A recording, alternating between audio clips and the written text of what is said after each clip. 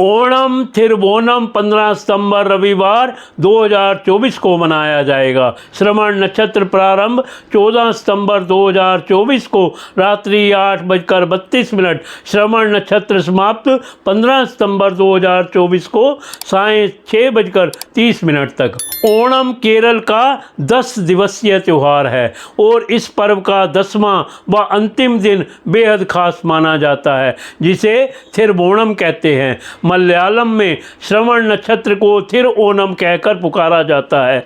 चिंगम माह में श्रावण थिरुवोणम नक्षत्र के प्रबल होने पर थिरुओणम की पूजा की जाती है। थिरुवोणम 2 शब्दों से मिलकर बना है, थिर और ओणम, जिसमें थिरु का अर्थ है पवित्र। यह संस्कृत भाषा के श्री के समान माना जाता है। ऐसा विश्वास है कि प्रत्येक वर्ष इस दिन राजा महाबली पाताल लोक से यहाँ लोगों को आशीर्वाद देने आते हैं। इसके अलावा भी कई आस्थाएं इस खास दिन से जुड़ी हुई हैं, जैसे इसी दिन भगवान विष्णु के वामन अवतार का जन्म हुआ था।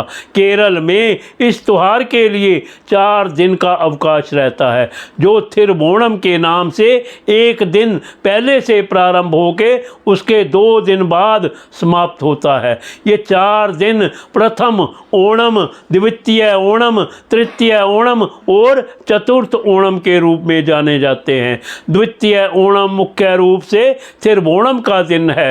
थिरुवोणम केरल के प्रमुख त्योहारों में से एक है। केरल वासी इस उत्सव को बड़े आयोजन के रूप में मनाते हैं। यह महोत्सव थिरुओणम के 10 दिन पहले से प्रारंभ हो जाता है। ओणम के प्रथम दिन को अथम एथम नाम से जाना जाता है। पर्व के दूसरे दिन यानी चित्रा को लोग 10वें दिन तिरुवोणम के लिए अपने घरों की साफ सफाई तथा उसकी साज सज्जा करने लगते हैं।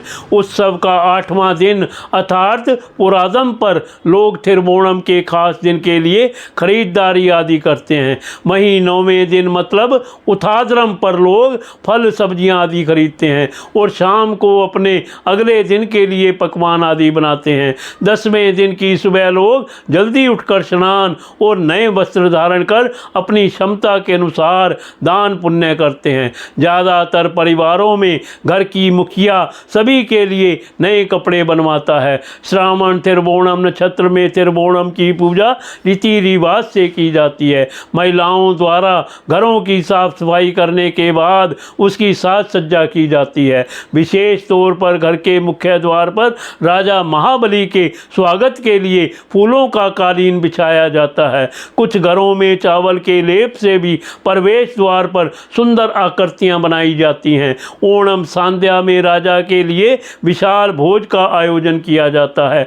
लोगों का मानना है कि इससे राजा खुश होकर उन्हें आशीर्वाद देंगे। ओणम संध्या इस पर्व का मुख्य पक्ष है। इसके बगैर यह उत्सव अधूरा माना जाता है। भोज में करीब 26 तरह के स्वादिष्ट व्यंजन होते हैं, जो केले के पत्ते में परोसे जाते हैं। इन व्यंजनों में आलू, दूध, मक्खन, मिष्ठान, दाल, अचार आदि शामिल होते हैं। सायंकाल में विभिन्न तरह के सांस्कृतिक कार्यक्रमों और खेलों का आयोजन किया जाता है। सूर्यास्त के बाद सारा वातावरण लैंप लाइट आदि से प्रकाशमय हो जाता है।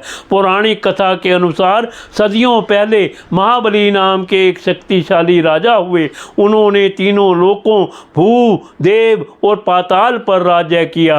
राक्षस योनि में पैदा होने के बावजूद भी उदार चरित्र होने के कारण उन्हें प्रजा बहुत प्यार करती थी, परंतु देवता उनसे खुश नहीं थे, क्योंकि महाबली ने उन्हें युद्ध में परास्त करने के बाद देवलोक पर शासन किया था। युद्ध में परास्त सभी देवता त्राहिमाम करते हुए भगवान विष्णु के द्वार पर पहुंचे और उनसे अपना साम्राज्य वापस दिलाने की प्रार्थना की। इस पर विष्णु जी ने देवताओं की मदद के लिए वामन अवतार का रूप धारण किया, जिसमें वे एक बोने ब्राह्मण बने।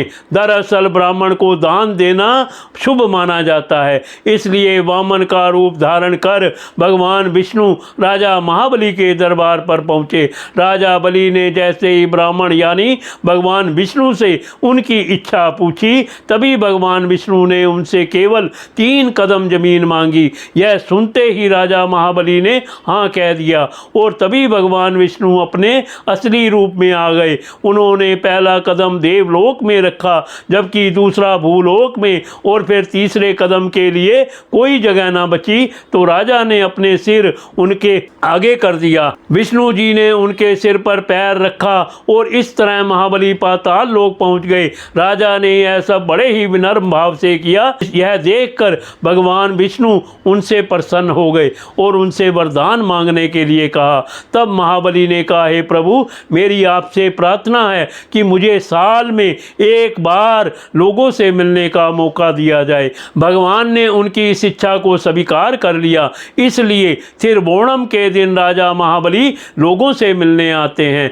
एथम अथम प्रथम दिन, इस दिन लोग अपने दैनिक क्रियाकलापों की तरह सवेरे जल्दी उठकर मंदिर में ईश्वर की पूजा करते हैं। सुबह के नाश्ते में लोग केला और फ्राई किए हुए पापड़ लेते हैं। ज़्यादातर लोग पूरे ओणम इसी ब्रेकफास्ट को लेते हैं। उसके बाद लोग ओणम पुष्पकालीन पुक्कलम बनाते हैं। चिथरा दूसरा दिन भी पूजा के शुरुआत के साथ शुरू होता है। उसके बाद महिलाओं द्वारा पुष्पकालीन में नए पुष्प जोड़े जाते हैं और पुरुष उन फूलों को लेकर आते हैं। चौघी तीसरा दिन पर्व का तीसरा दिन खास है, क्योंकि तिरुवोणम को बेहतर तरीके से मनाने के लिए लोग इस दिन खरीदारी करते हैं।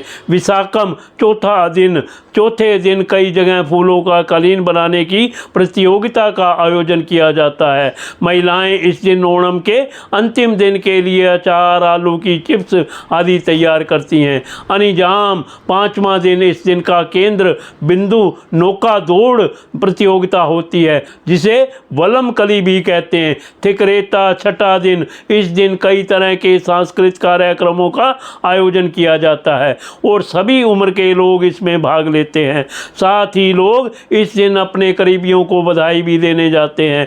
मूलम 7वां दिन, लोगों का उत्साह इस दिन अपने चरम पर होता है। बाजार भी विभिन्न खाद्य पदार्थों के साथ सज जाते हैं। लोग आसपास घूमने के साथ साथ व्यंजनों की कई किस्मों का स्वाद चखते हैं और महिलाएं अपने घरों को सजाने के लिए कई चीज़ें खरीदती हैं। पुरादम 8वां दिन, इस दिन लोग मिट्टी के पिरामिड के आकार में मूर्तियां बनाते हैं। वे उन्हें माँ कहते हैं और उन पर पुष्प चढ़ाते हैं। उत्तरादम 9वां दिन, यह दिन प्रथम ओणम के नाम से भी जाना जाता है। यह दिन लोगों के लिए बेहद ही हर्षोल्लास भरा होता है, क्योंकि इस दिन लोगों को राजा महाबली का इंतजार रहता है। सारी तैयारी पूरी कर ली जाती है और महिलाएं विशाल पुष्पकालीन तैयार करती हैं। फिर बोणम 10वां दिन, इस दिन जैसे ही राजा का आगमन होता है, लोग एक दूसरे को पर्व की बधाई देने लगते हैं। बेहद खूबसूरत पुष्पकालीन इस दिन बनाई जाती है। ओणम के पकवानों से थालियों को सजाया जाता है और संध्या को तैयार किया जाता है। कई तरह के सांस्कृतिक कार्यक्रमों का आयोजन होता है और जमकर आतिशबाजी की जाती है। इस दिन को दूसरा ओणम भी कहा जाता है। ओणम फेस्टिवल तिरुवोणम के बाद भी 2 दिनों तक और मनाया जाता है, अर्थात यह कुल 12 दिनों तक मनाया जाता है। हालांकि ओणम में पहले के 10 दिन ही मुख्य होते हैं। अविटम 11वां दिन, यह दिन तीसरे ओणम के नाम से भी जाना जाता है। लोग अपने राजा को वापस भेजने की तैयारी करते हैं।